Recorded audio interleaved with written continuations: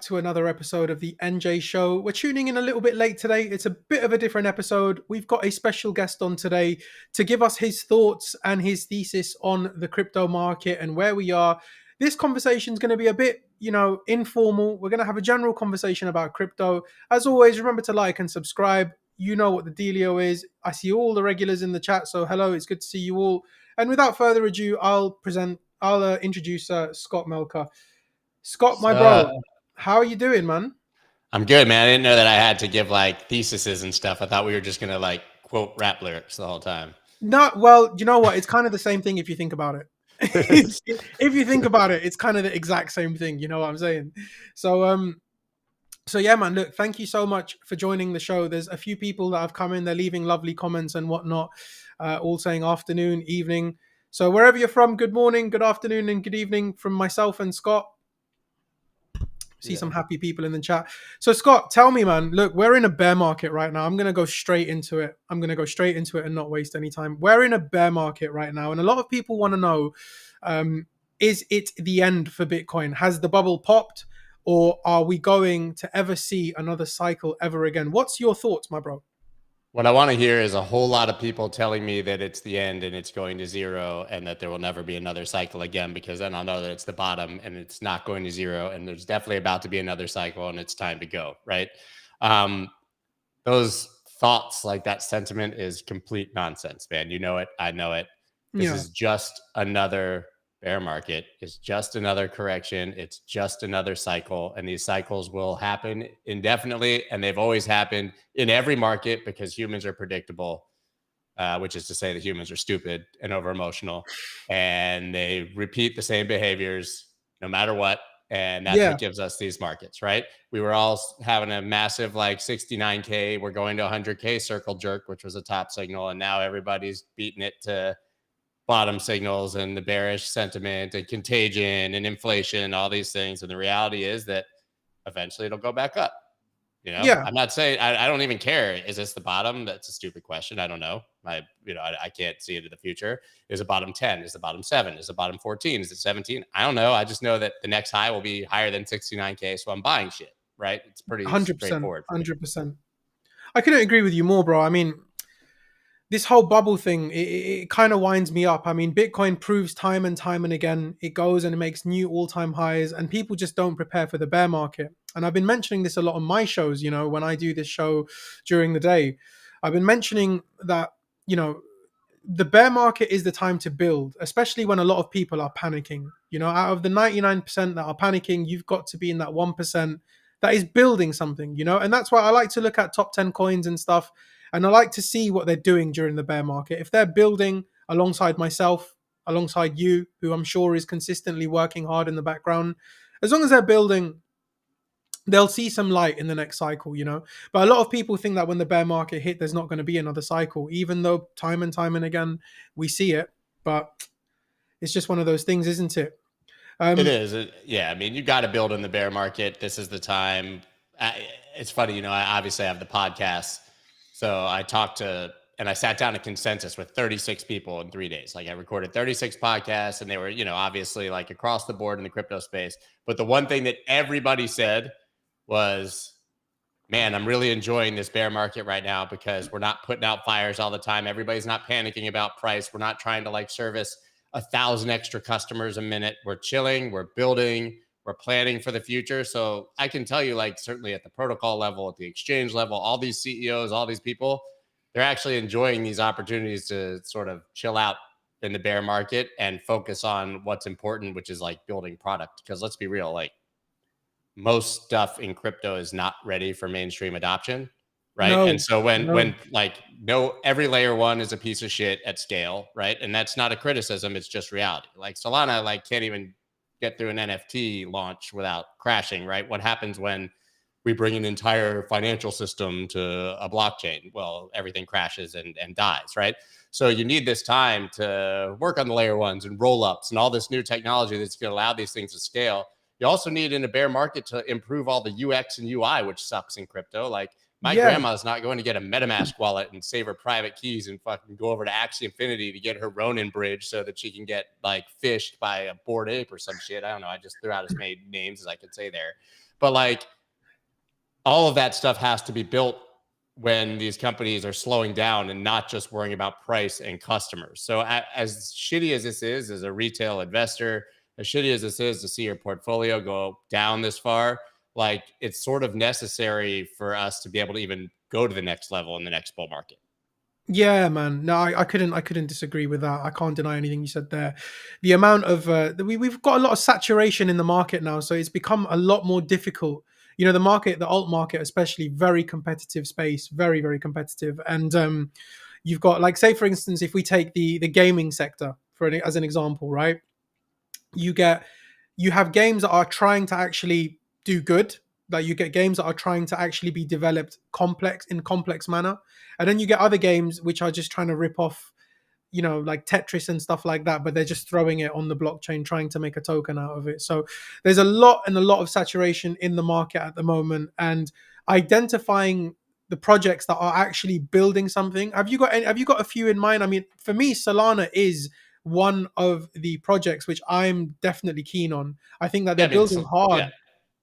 yeah, I agree. So I mean, for me, my perspective is like now is not really the time to get cute. I'm not saying there aren't small things that are worth buying or investing in, but like right now, and honestly, I had the same thesis even in the bull market is you can either try to dig into 20,000 coins and lose your mind and try to work 24/7 and you're never going to get there, or you can just understand all the layer ones and the core technology and buy all of the infrastructure because like if NFTs blow up, they're going to blow up on one of these blockchains. You may not pick that one project that does 100x, but if it's on Solana and does exceptionally well, you'll see the gains on Solana. If it happens on Avalanche, you'll see it there. If it happens on Elrond or Ethereum, whichever one. So to me, I think like if you're going past the beginner like Bitcoin Ethereum starter kit, the next natural step is just start investing in the layer ones because you'll benefit from anything built on them. So you want to own the infrastructure of the space. If you're a long-term investor, long-term, I'm not telling you buy Solana and if it's not up in 2 months that it's failed, right? Like I'm talking about a few years down the road.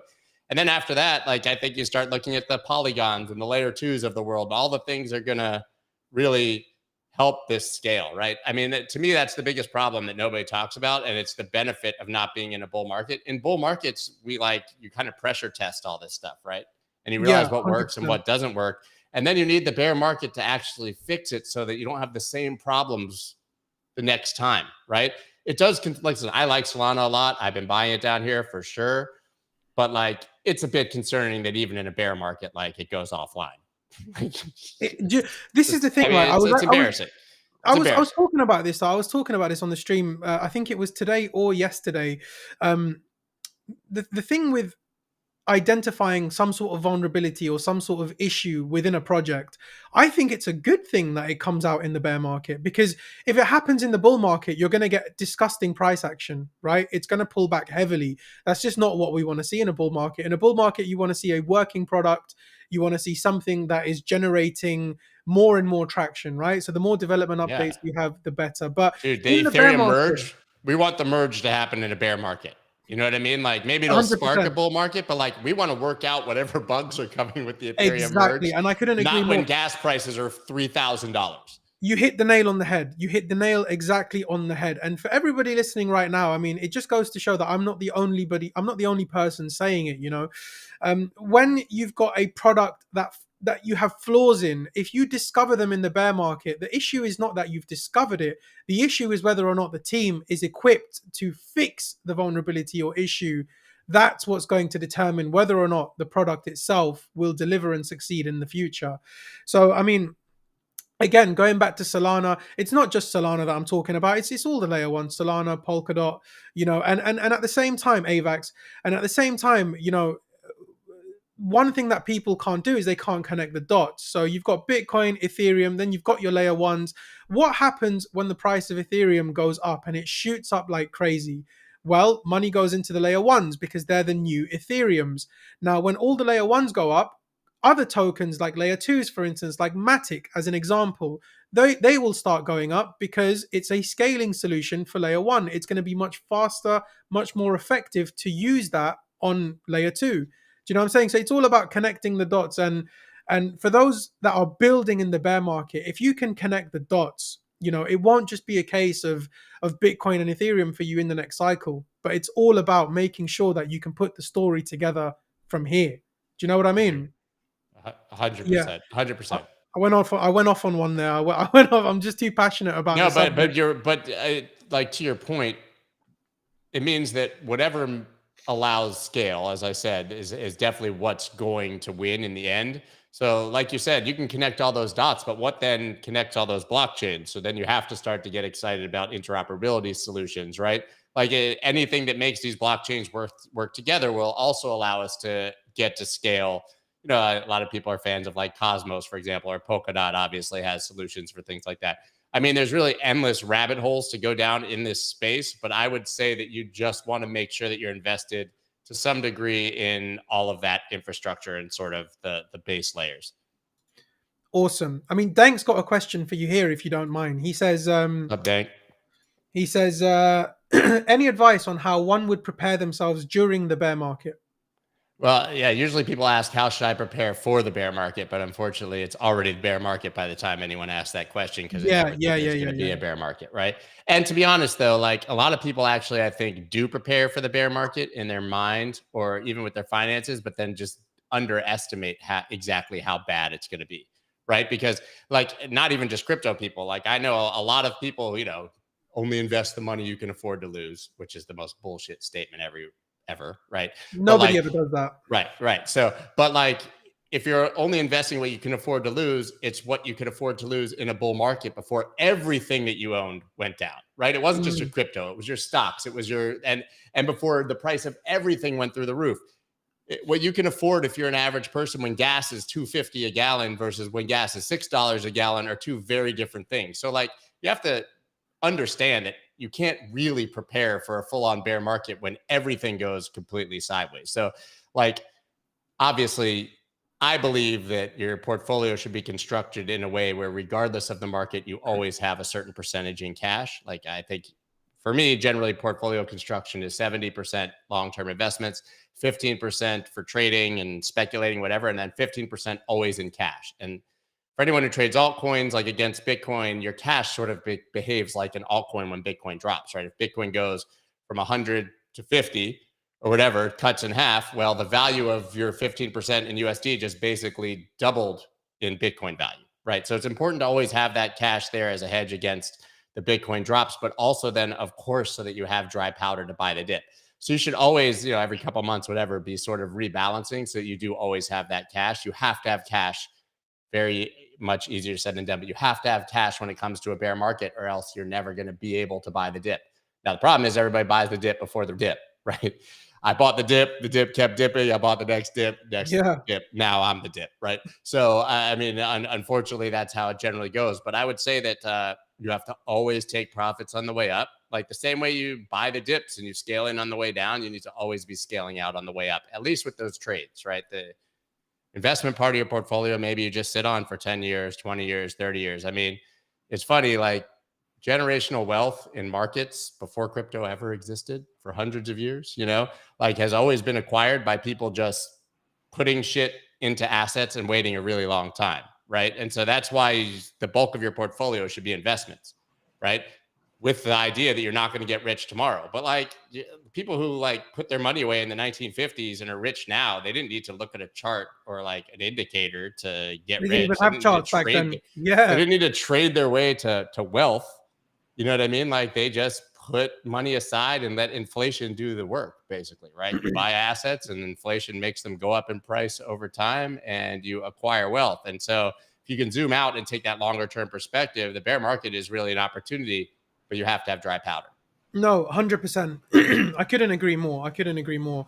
I mean, this is the issue that I'm seeing amongst my own audience and just generally what I see, the bear market, one of the good things about the bear market is it turns an investor into a trader. That's what happens. That's what happened in the 2018 bull market, in the 2018 bear market, sorry. A lot of people suddenly wanted to become traders. All right. And the same thing is happening right now as we speak. You know what I mean? A lot of Yeah. people are forgetting, excuse me, that this game is a longer term game. It's not the kind of game. Now, if you are patient enough, it will pay out stupidly, as we've seen in history. I'm not saying it's exactly going to happen for you in that sense, but as we've seen in history, those who were patient, it rewarded them greatly. Agreed? And Yeah. and you know what? A lot of people, I think the issue is that because people aren't getting those big spikes and those big daily moves, those big weekly moves, because we're not moving in an up only environment. People are starting to fear, and because of that, they want to trade. And when they trade, it's the fastest way that they lose their capital. And you know what? It just goes off to what you were saying. I think about this sometimes as well. If I, in the 2018 bear market, even I started fully learning how to really get my hands dirty and learning how to really trade. I started in 2017, but 2018 was when I got my hands really dirty. You know what I mean? And if I had just saved my money every month and invested it when the bull market actually hit, as soon as that COVID spike happened, if I had just been patient and invested half that money that I lost trading, I would have been in a much better position than I'm in now. So for everybody I, who's yeah, listening to this, for everybody who's listening to this, yes, the bull market feels like it's a million miles away. It feels like it's a million miles away, but the way that the bear market creeped up and it took us by surprise is the exact same way that I think the bull market is going to do so as well. I agree. Do you know what I Yeah, mean? And a lot of people lose sight on that, Scott. A lot of people lose sight on. I'm filling up with my words now. I'm passionate about this too. A lot of people lose sight on that, and it's unfortunate because a lot of those people are my friends. They're my family. I want them all to succeed and want them all to make it. But that's what the market does. It fiddles with your emotions, and it's so good at doing that. The market and emotions much more devious than a wife or a husband. You'll never get fucked more than on a market. I don't know if you'd agree or not, but I agree 100%. Like, even if you think you're a god tier trader and you're absolutely crushing it, I guarantee that 95% of the time, if you had just bought like Bitcoin in the case of crypto or SPY or some index fund, you probably would have done better over time by just investing. Like, trading is a really, really hard game for all the reasons that you just mentioned. But I mean, like I said before, markets go up. It's what they do.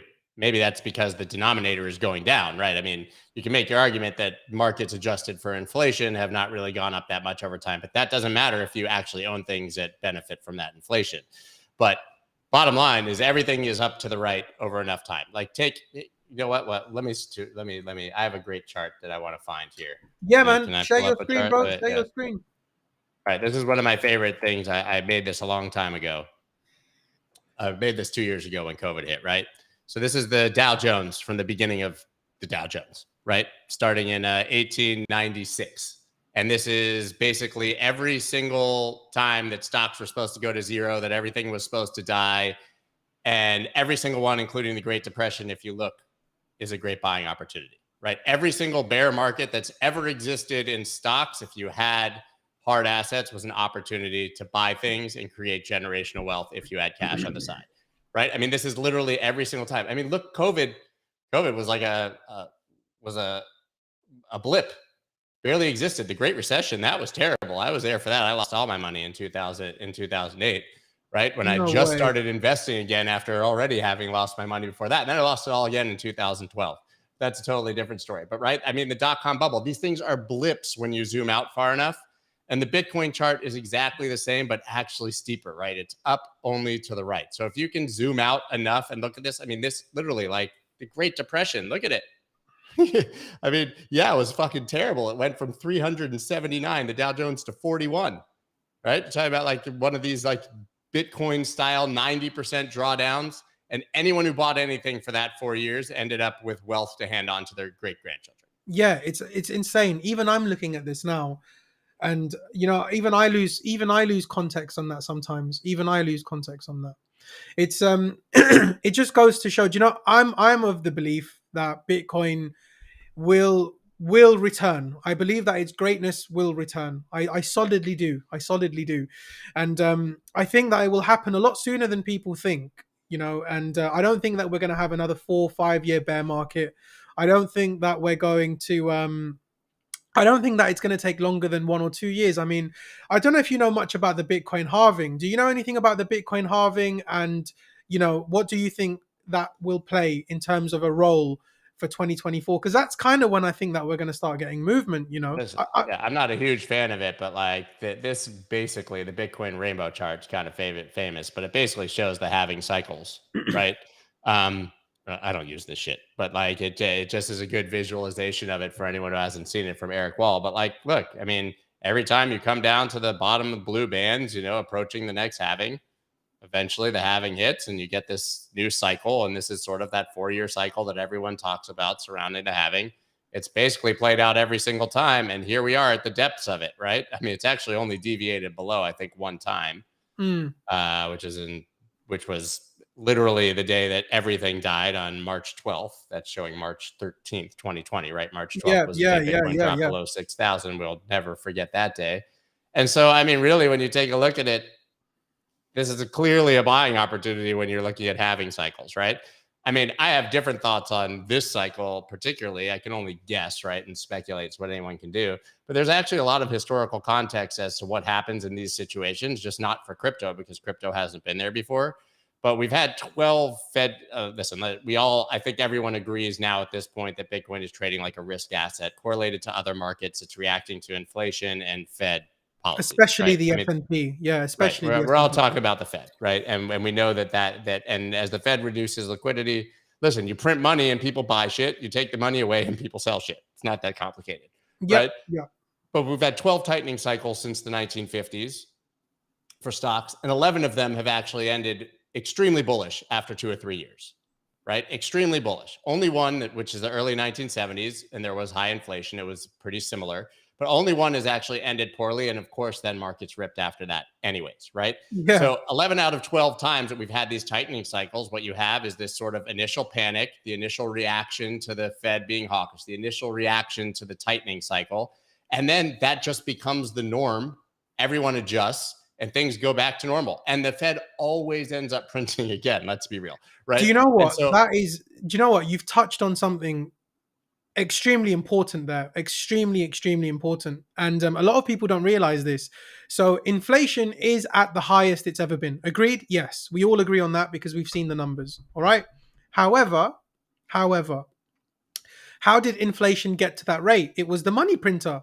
So for everyone in the chat, for everybody who's listening to this, do you remember last year when we had the meme, the brrr money printer goes brrr, you know? A lot of people don't realize that the Fed actually have the power to turn it back on. Money, they can print money whenever they want. Now, because inflation hit an all-time high this year, we're getting that news this year. And this is something I was going to touch on with XO, but I'm so glad you brought this up, Scott. I'm so glad you brought this up.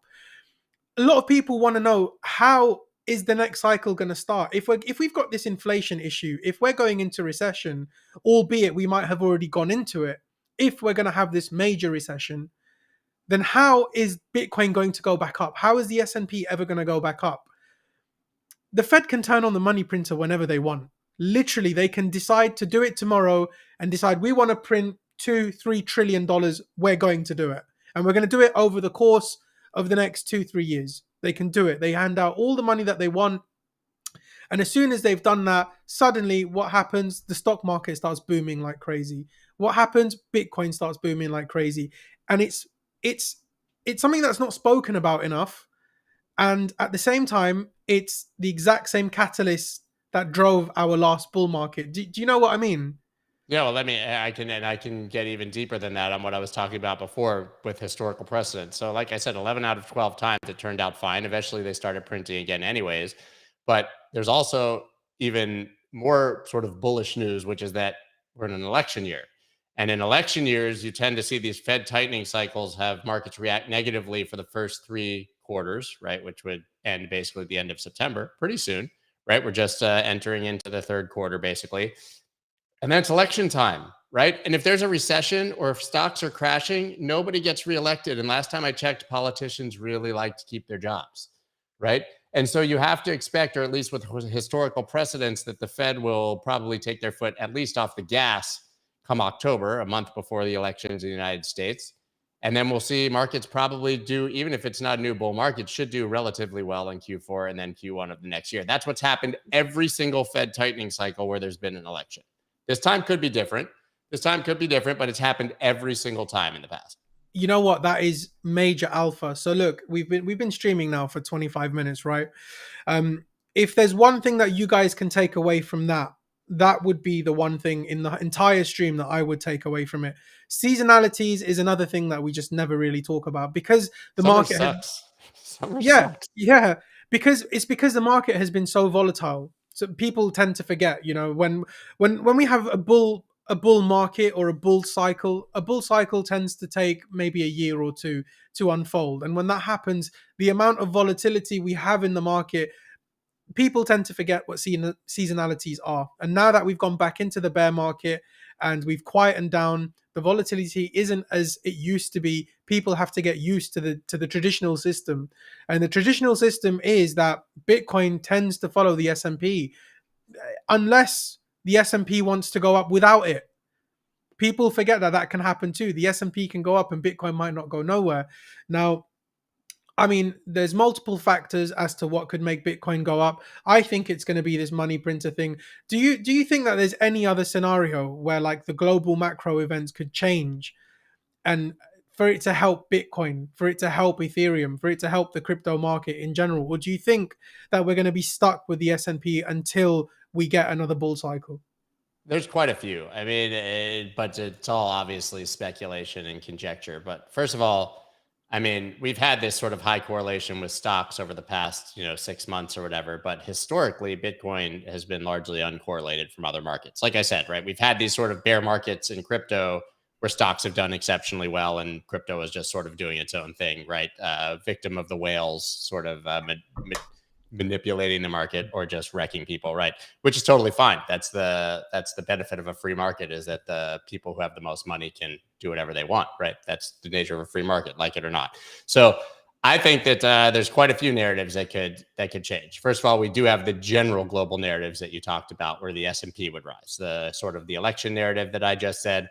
Obviously, end to the war, inflation coming down, supply chain issues, some of the stupid narratives that we've had over the years. I don't know, fucking Evergrande and COVID, and now we have to get monkey dick face pop shit, whatever the hell it's called, right? Yeah, the And NFT. I so, saw that. I like, saw that. yeah, I don't know, but first of all, it's not going to happen. It just didn't happen as of yesterday. But like, if they approved a spot Bitcoin ETF, I think that would be massively bullish, and Bitcoin would certainly decouple and rise, because there's a flood of institutional money that can't buy spot Bitcoin because of their risk managers, or because of the way that basically they're structured and allowed to invest. But they would absolutely buy an ETF. They're not buying GBTC right now because it's at a 35% discount. It's wrecked and has high fees, right?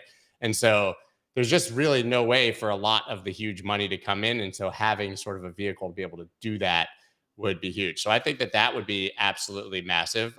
I mean, it's very hard to predict. Like, crypto market, let's go back a year, 18 months, whatever, or even almost 2 years now.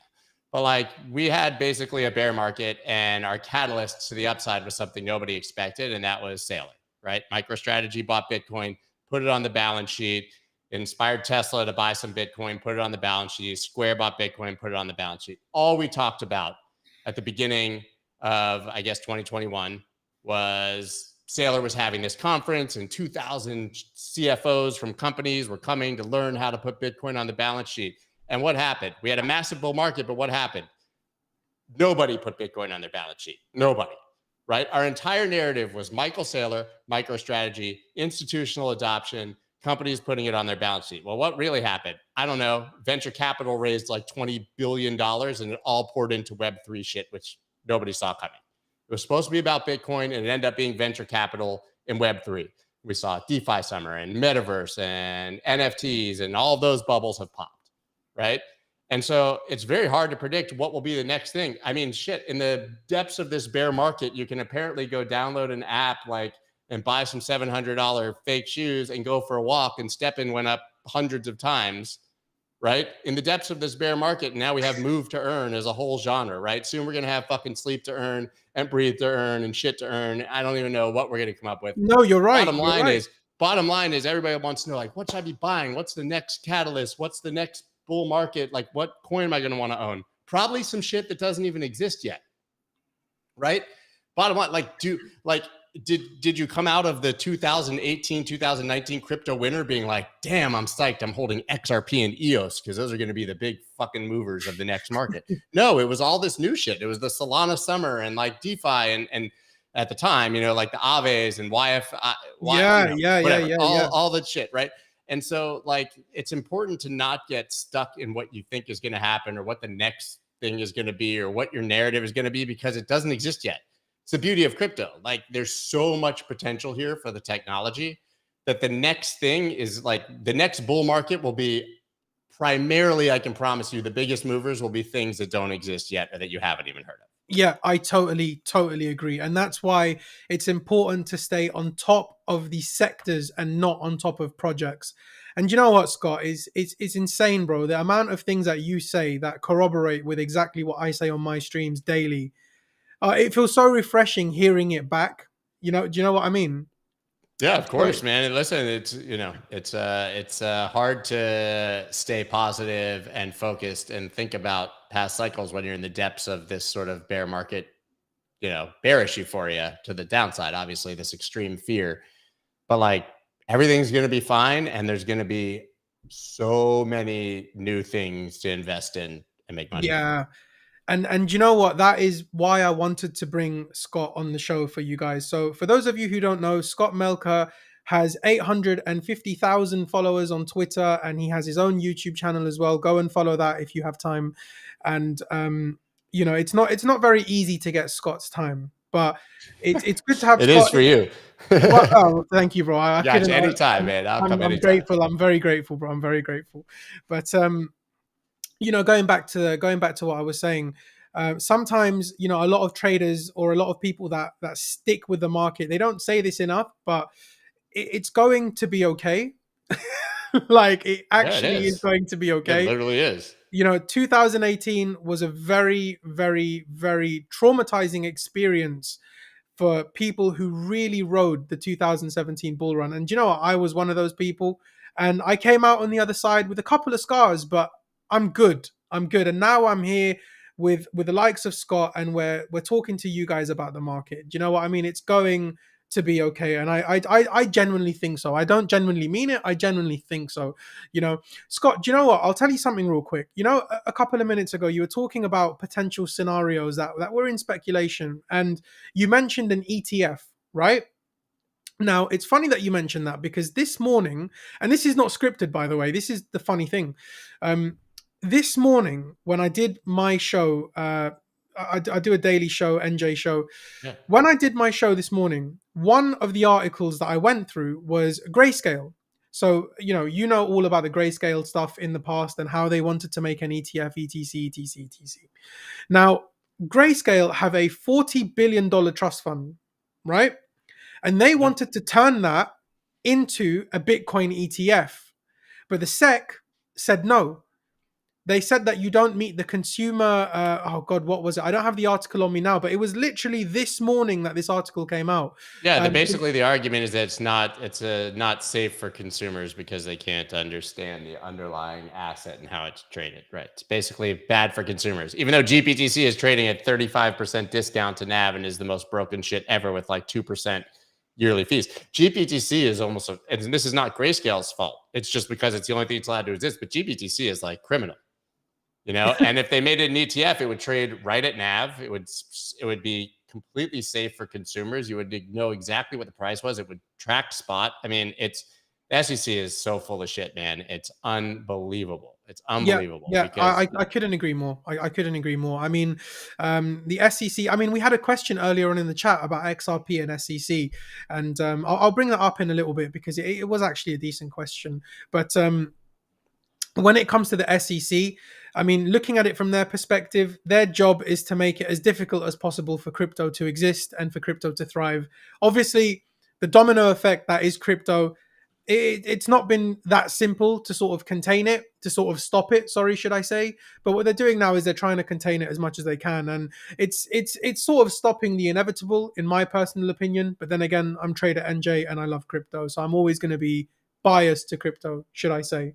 With that said, do you know what, Scott? There was a question here earlier on, About which XRP. yeah, about Yeah, let's XRP not here. go This one here, and I think it's fair. I think it's fair because I've got some opinions on this as well. It's not specifically so much about the lawsuit itself, but more so, you know, in with XRP in the last cycle, a lot of people felt betrayed.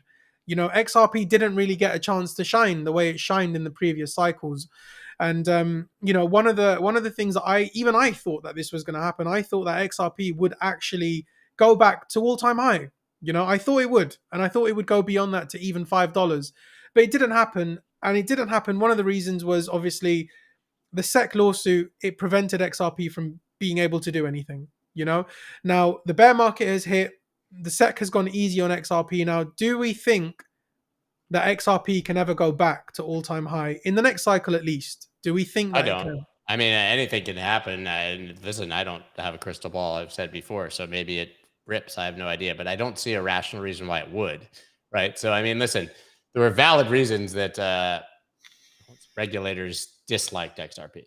Right. Obviously, like it was pretty hard to ignore the fact that every time XRP price went up, massive amounts of XRP would move to exchanges and be sold. Right. So there was extreme selling pressure coming, obviously, from Ripple, it would seem, every time it went up. Now, I don't have anything against XRP at all, by the way. And I should say, everybody, even if you hate XRP, if you hate it, should be hoping and cheering for XRP to absolutely like 360 reverse, eyes closed, pants down, dunk on the SEC, right? Like, because if XRP loses and is deemed a security and you're laughing at it, well, your favorite coin might be next, right? We need them to win. We need these things not to be deemed securities. We need the SEC to lose this case, regardless of your feelings on XRP. That said, so XRP, there was always extreme selling pressure. It was a darling of a previous bull market, and we talked about the fact that those generally aren't necessarily the coins you need to be in when the next bull market starts. Agreed. Also, like, what, you know, XRP is extremely centralized, so there's people who have a problem with it being obviously like anti the ethos of Bitcoin and stuff, but I don't give a shit about that. What I do is that XRP was basically extremely fast for cross-border remittances, right? I mean, that it's like a banker's coin, right? It's something that's and it's extremely fast. You can send money anywhere. It's extremely cheap.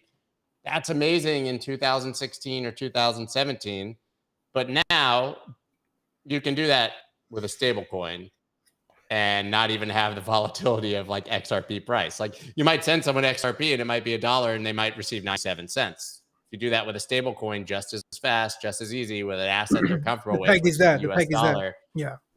the peg is there. So like, I just don't like, Ripple Labs, maybe the company might have value and be doing incredible things. But that, like, listen, Ripple could be extremely successful and XRP could go to zero. I'm not saying it will, but like the coin and the company, a lot of people are like, but at Ripple, they're doing all these things and partnerships. That doesn't matter for the coin, right? They're two separate things. You don't own stock in Ripple, you own XRP. And so I'm not saying it won't go up. I'm just saying, like, why would that be the thing that you would focus on of all these amazing things that have happened in the last 5 years in crypto? Listen, I bought like XRP, TRX, like all those that's how I made my money in the first bull run. I was lucky, man. Like, literally, man, I remember like when I came in late 2016 and early 2017, my friends who were DJs were like, "Oh man, you got to buy Bitcoin and you got to send it to this Bittrex place, and then it's going to be real confusing because nothing's in dollars, it's all in Bitcoin. But you got to buy some ripples, son, like ripples, plural. Got to buy some ripples, right?" And so went there and you bought some ripples for a penny, 2 cents, 5 cents, and that shit went bananas, right? Yeah. So that was Yeah. one of my first like experiences with one of these unicorn massive like moves, but I don't know. Listen, we do have like Bitcoin to Ethereum to the large caps and on down, but those aren't the true large caps anymore, right? Now it's the layer ones in my mind. Yeah, I totally agree. I totally agree. I mean, do you know what? If I didn't have this conversation with you now, I mean, now that I'm seeing it from your perspective, it's kind of given me a bit of an insight into how to look at XRP for what it is.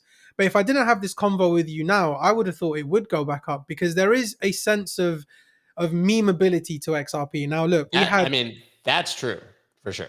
yeah, I mean, do you know? I Yeah. mean, look, you were very right in what you were saying, and I can back that up because I think it was 2 days ago we had an article that came out saying, you know, the ex CTO of Ripple was caught dumping 40 million tokens. He's got 103 million tokens. None left. Yeah. Yeah, do you know what I'm saying? Ex CTO of Ripple. So, I mean, you do have a very, very valid point. At the same time, I think as long as they can survive throughout the bear market, if so obviously they have to win the lawsuit. That's one. That's one. I think the SEC is laid off on them a little bit, but they do have to win the lawsuit. Yes, that's one. Two is if it can hold on the exchanges that it's on, if it can continue to trade, I do think in the next market, just for the sake of memeability, I think it will push. I mean, They Litecoin should didn't get do a it. massive pump if they win, regardless. Like if they beat the SEC, there should be a massive pump, a reversion to the mean of the value, getting relisted, all those things. So there's definitely, if you believe they're going to win, there's money to be made there. Absolutely. Absolutely. There's money to be made there. I'm just saying that, like, with the perspective that of all the things you can do with crypto right now, like fast transactions that are cheap, like Solana didn't exist then, right? Like, Yeah, it's agreed, just, I agreed. mean, it's just, that's a dead narrative that there's got to be something else to it. No, no, no, no. I totally agree. I totally agree. I mean, looking at it from that perspective, it does change the way I think a little bit. But at the same time, it remains to be seen. It remains to be seen. We have so much to come up in the next bull market. I mean, we've got layer ones, layer twos. For all we know, there'll be layer threes in the It'll next be layer market. fives. We're going to Do you get to know? layer fives and sixes for Agreed. scale. I I agree. If you want a billion people to use crypto, it's not stopping at layer twos. I agree. I agree. But Scott, do you know what? I'll say it from here. It's been an absolute pleasure having you on the show. I'm just a bit conscious of time. I know you've got to go in the next sort of 3-4 minutes. But Yeah. look, thank you so much for joining the show and for sharing your thoughts on the crypto market because it is insightful. It does go a long way. And I'm sure that for the people that tuned in or for the people that will watch this afterwards, it will be beneficial in how they handle I hope and so. how they look. Towards the bear market and to the next bull market because we both think that there's going to be another bull market, right? Oh, dude. Obviously. Not a And doubt, not a single doubt in my mind. agreed, agreed. And with the bull market, there will be the standard 100x's, 1000x's, millionaires will be printed once again. I have firm belief that will be the case. Same. Same. I have firm belief. Of course, Hey in that guys, sense as everybody well, like the video and keep checking in, man. I appreciate appreciated what that, you do. bro. You show up every fucking day, man. I can tell you, I know from personal experience how hard it is right now to show up. Things are a little boring. People are disinterested, but you show up every day, man, and it shows. Yeah, I appreciate that, man. I appreciate that. I appreciate you, Scott. Thank you very much. And as Scott said, like and subscribe the content for future content. It helps support the channel. Make sure you follow Scott Melker on Twitter, follow Scott Melker on YouTube. Thank you very much, Scott. And I shall see you in another stream on another day. Anytime, man. Peace. Thank you so much. Cheers. Cheers, bro. Cheers. Take care. Well, so I mean, there's a lot to learn from that. There's a lot to learn from that. I hope you guys enjoyed that show. It was a bit of a different one, but I thought it was something that would help you guys. Um, it's very difficult to get a proper perspective on the market, and there's loads of perspectives to take. Obviously, you're going to be following a lot of people that do a lot of trades and do a lot of TA, but there's multiple ways to look at this bear market. And I wish I had somebody for myself. When I was in 2018, the things that I was doing, yes, I was learning from SC from a price action point of view. I was learning trading and whatnot, but I wish I had somebody to tell me, bro, it's going to be fine. Do you know what I mean? I got to a stage in 2018 where I thought there wasn't actually going to be another bull market. I genuinely thought that. you know.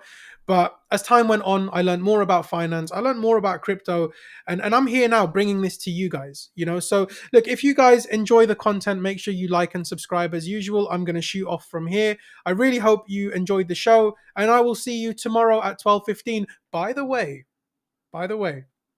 for those of you guys who stuck around, Trader XO is going to be on live tomorrow with me, and we're going to be talking about the market. It is going to be potentially the best episode we've ever done on this show. So if you aren't subscribed to the channel and if you aren't getting involved with the NJ show, now would be a good time to start doing it, because tomorrow's episode is going to bang. I'll be here at 12:15 tomorrow as usual, and I'll be here at 4 p.m. when I go live with XO. Well, I hope so anyway. I'm 90% sure that that's going to happen right now.